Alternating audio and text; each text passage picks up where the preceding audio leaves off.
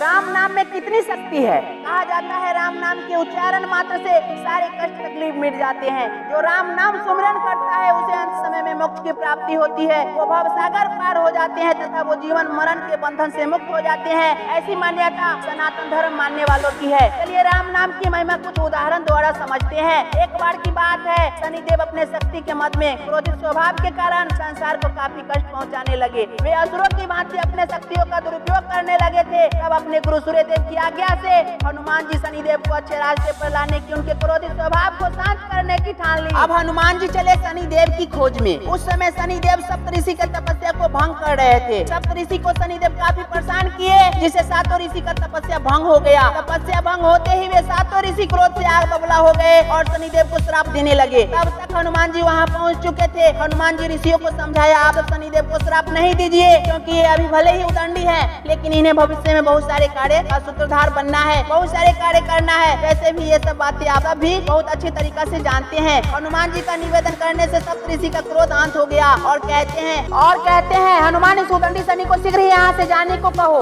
तब शनिदेव वहाँ से जाने लगते हैं। शनिदेव को हनुमान जी समझाते हैं, शनि मैं तुम्हारा मित्र जैसा हूँ, तुम मेरे साथ शांत चित्त बनाकर सूर्यलोक चलो, वहाँ तुम्हारे लिए सभी चिंतित है। पर सूर्यलोक का नाम सुनते ही शनिदेव हनुमान जी को कहते हैं, हनुमान जो भी मेरे सामने सूर्यलोक अथवा सूर्य का नाम लेता है मैं उसे अपने घोर शत्रु मानता हूँ, अतः तुम यहाँ से मेरे रास्ते से हट जाओ, मुझे जाने दो। हनुमान जी कहते हैं, शनि मैं तुम्हें लेकर जाऊंगा, चाहे जैसे भी हो पर तुम्हें लेकर जाऊंगा। इतना बात सुनते ही शनिदेव क्रोधी स्वभाव का तो है ही, हनुमान जी पर आक्रमण कर देते हैं। शनिदेव अपने घातक प्रहार से हनुमान जी को जख्मी कर देते हैं और एक ऊंची पहाड़ पर हनुमान जी को ले जाकर नीचे फेंकते हुए कहते हैं, बहुत ही ज्यादा जय श्री राम रटते रहते हो, देखता हूँ तुम्हें बचाने कैसे राम आते हैं, मैं उसका भी दुर्दशा तुम्हारे जैसे बना दूंगा। इतना कह हनुमान जी को पहाड़ से नीचे फेंकते हैं। हनुमान जी गिरते गिरते जय श्री राम कहते हैं और फिर जहाँ से शनिदेव को फेंके थे वहाँ पुनः लौट आते हैं। शनिदेव आश्चर्य में देखते हुए हनुमान जी पर फिर से आक्रमण करता है। हनुमान जी जय श्री राम बोलते हुए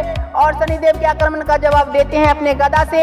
हनुमान जी जय श्री राम बोलते बोलते शनिदेव पर भारी पड़ने लगते हैं। हनुमान जी अब शनिदेव को दंडित करना चालू किए, तरह तरह की पीड़ा दिए। हनुमान जी दंड स्वरूप शनिदेव को लहूलुहान कर दिए और जब शनिदेव को उठने तक का भी साहस नहीं रहा तब हनुमान जी बोले, जरा सोचो शनि, जब उनके नाम से ही मैं तुम्हें परास्त कर पाया, सोचो उनमें कितनी शक्ति होगी। कालांतर में जब भी कोई अपनी कष्ट सदा के लिए मिटाना चाहेगा तो उसका एक ही मात्र विकल्प है, राम नाम की जाप। राम नाम से ही असंभव से असंभव कार्य सफल होगा। जैसे ये राम नाम का यही प्रभाव था कि मैं तुम्हें ऐसी दुर्दशा पर पहुंचा पाया।